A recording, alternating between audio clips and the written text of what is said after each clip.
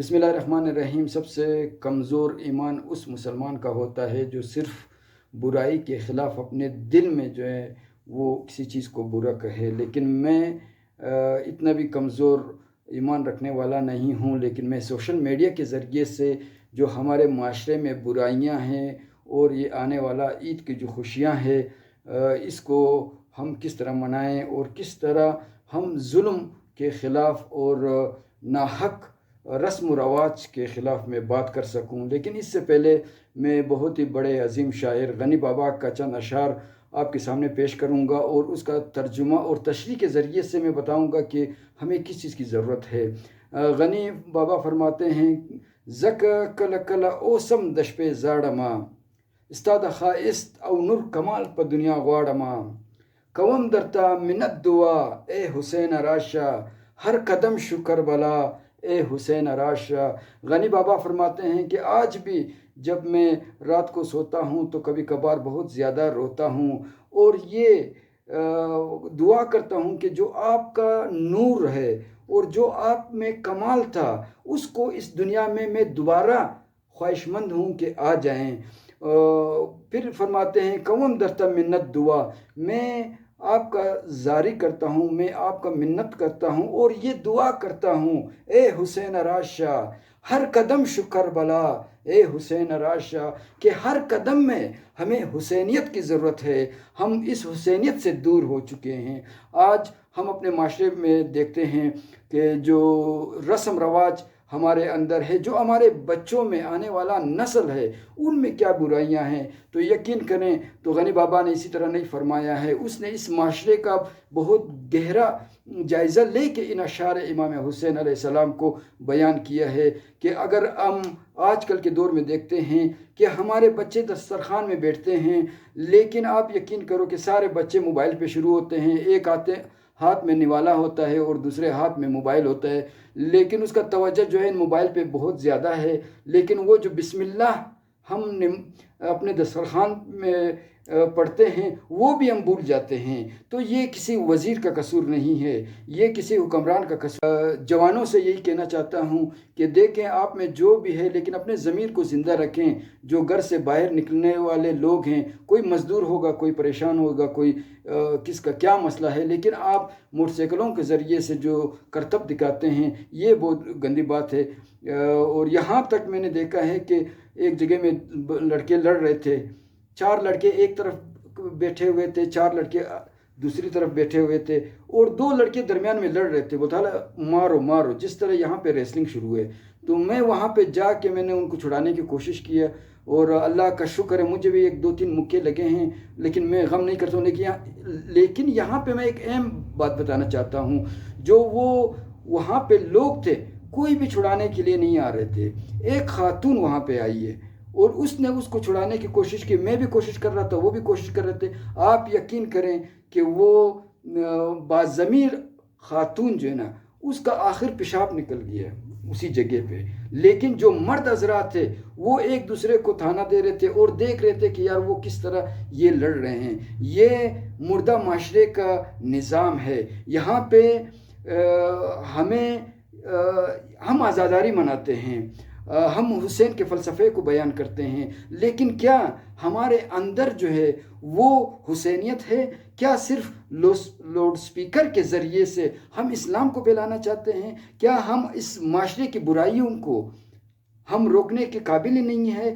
اگر ہم میں حسینیت کا جذبہ نہیں ہے، اور غنی بابا تو اسی لیے روتے تھے، وہ یہی فریاد کرتے تھے کہ جو ظلم جو حکمران کے ذریعے سے ہو رہا ہے، جو اداروں کے ذریعے سے ہو رہا ہے، جو معاشرے میں ایک جو اپنے آپ کو بڑا سمجھتا ہے وہ تھانوں پہ زور دے رہا ہے کہ کسی اور کو میں دبا لوں، لیکن کوئی بھی ایسا باضمیر حر پیدا نہیں ہوتا ہے کہ جو اس نظام کے خلاف وہ کھڑا رہے۔ یاد رکھیں، جب تک آپ اپنے جوانوں کو ٹھوکیں گے نہیں، جب تک آپ اپنے جوانوں کو کسی غلط کام سے نہیں روکیں گے، تو آپ یقین کریں کہ آنے والا وقت جو ہے یہ بہت ہی خطرناک ہوگا اور آنے والا نسل ہمارے لیے مہذب معاشرہ تشکیل نہیں دے سکتی ہے، بلکہ وہ اس معاشرے میں جنم اس طرح معاشرہ ہوگا کہ جانوروں کا معاشرہ ہوگا۔ تو ہر دور میں ظلم کے خلاف नाइंसाफ़ी के ख़िलाफ़, माशरे की बुराई के ख़िलाफ़ एक हुसैन को ज़िंदा होना चाहिए, उसके फ़लसफ़े को ज़िंदा करना चाहिए, एक हुर पैदा होना चाहिए ताकि उसको हम रोक सकें। अगर एक इलाके में एक वज़ीर है तो आप वज़ीर जो है ना हर चीज़ का ज़िम्मेदार नहीं है, आपके घर के मसाइल का ज़िम्मेदार वज़ीर नहीं है। अगर कोई माशरे में कोई गलत काम होता है तो हम सारा ज़िम्मेदारी उस वज़ीर पे डाल देते हैं, लेकिन ये गलत फ़ैसला है हमारा। हमें चाहिए कि क्या हम जिस दस्तरखान पे बैठते हैं वहाँ पे बिस्मिल्लाह भी लोग पढ़ने वाले हैं या सारे मोबाइल पे लगे हैं। जो बेरारवी हमारे माशरे में जन्म ले रही है, यकीन करो कि उस वक्त तक ये ख़त्म नहीं हो सकता है जब तक कोई जो वाकई वो समझता है कि वो हुसैनी है, और हुसैनी का मतलब यही है कि वो गलत चीज़ से लोगों को रोके, चाहे उसके लिए जो भी हो। हम कहते हैं हम कबायली निज़ाम में ज़िंदगी गुजारते हैं। कौन सा कबाइल, कौन सा सरदार, कौन सा नवाब? मैंने तो कभी नहीं देखा है कि किसी नवाब ने, किसी सरदार ने, किसी इलाके के मोअज़्ज़िन ने किसी गलत चीज़ को रोकने के लिए जद्दोजहद की हो, बल्कि जहाँ पे उन्हें सियासी क़ुव्वत मिलती है या उन्हें कोई फ़ायदा होता है वहाँ पे वो लीडर बन के सामने आते हैं, लेकिन जहाँ पे माशरे की तबाही हो रही है उसके लिए वो कभी खड़ा नहीं होता है। कबायली निज़ाम का मतलब ये है कि जो इलाके का सबसे बड़ा सरबराह है वो कोई हुक्म देता है तो उसमें तब्दीली आना चाहिए, लेकिन क्या हम देखते हैं हमारे माशरे में तब्दीली है? कोई तब्दीली नहीं है। हमारे बच्चे तबाह हो रहे हैं, कोई नशा कर रहा है, सरेआम कर रहा है। मैं तो नहीं रोक सकता हूँ मंशियात को, लेकिन मैं इतना ज़रूर कहना चाहूँगा कि जो हमारे चरसी भाई हैं, पियो लेकिन थोड़ा पर्दा तो रखो। कोई मोटरसाइकिल चलाने वाले जाओ किसी मैदान में कोई आप करतब दिखाओ, लेकिन आप वहाँ पे दिखाते हो जहाँ पे दूसरे इंसान को भी आपसे नुकसान का सामना करना पड़ता है। कितने एक्सीडेंट हो रहे हैं यहाँ पे, जवानों का एक्सीडेंट हो। क्या ये एक्सीडेंट, ये मौत हमारे मुकद्दर में लिखा गया है? हमें तो अल्लाह ने आज़ाद पैदा किया है, लेकिन इस आज़ादी का मतलब ये तो नहीं है कि आप मोटरसाइकिल को पकड़ के दीवार पे मार दो बस ये ठीक है। तो बराए करम एक ईद से पहले ये मैसेज देना चाहता हूँ कि तब्दीली आप हुक्मरानों से मत लें। आप तो अगर हुक्मरानों से आप तब्दीली की ख्वाहिश रखते हो तो आप तबाह हो जाओगे। आप अगर तब्दीली चाहते हो तो अपने घर से, अपने बच्चों पे आप अपना हुक्मरानी दिखाएं। गनी बाबा एक और जगह में फरमाते हैं कि जन्नत जो है हर इंसान के लिए जन्नत वही है जो अपने घर में वो इख्तियार रखता हो, कि अगर उसका घर में उसका मजबूत इख्तियार है वो काबू रख सकता है अपने बच्चों पे, अपने घर वालों पर, तो यही इसी दुनिया में भी जन्नत है, उस दुनिया में भी जन्नत है। जहाँ भी रहे खुश रहे।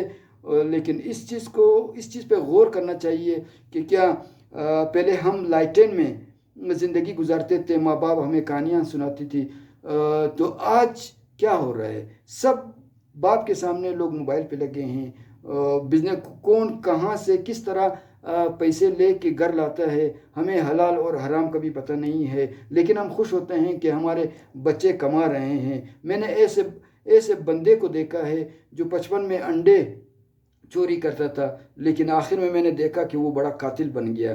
तो क्यों बना? इसलिए बना कि उसका माँ बाप उसे रोकते नहीं थे, बल्कि ये कहते थे कि और भी लेके आओ, और भी लेके आओ। आखिर यहाँ तक हुआ कि उसने किसी इंसान का जान ले लिया। तो बराए करम अपने बच्चों के छोटे छोटे गलतियों को खुश असलूबी के साथ उनको समझाया करें। इस तरह ना करें कि अपने आप को भी तबाह करें, इस माशरे को भी तबाह करें और किसी दूसरे इंसान को भी नुकसान पहुंचाएं। मुसलमान का काम यही है कि अपने हाथ ज़बान से किसी दूसरे इंसान को नुकसान ना पहुंचाए। तो बराए मेहरबानी खुश रहें जहाँ भी रहें। मेरे ये यूट्यूब चैनल जिसको साइलेंट एफर्ट के नाम से है, लाइक करें, शेयर करें। इंशाल्लाह बेहतरीन पॉजिटिव वीडियो आपके लिए लाता रहूँगा। शुक्रिया।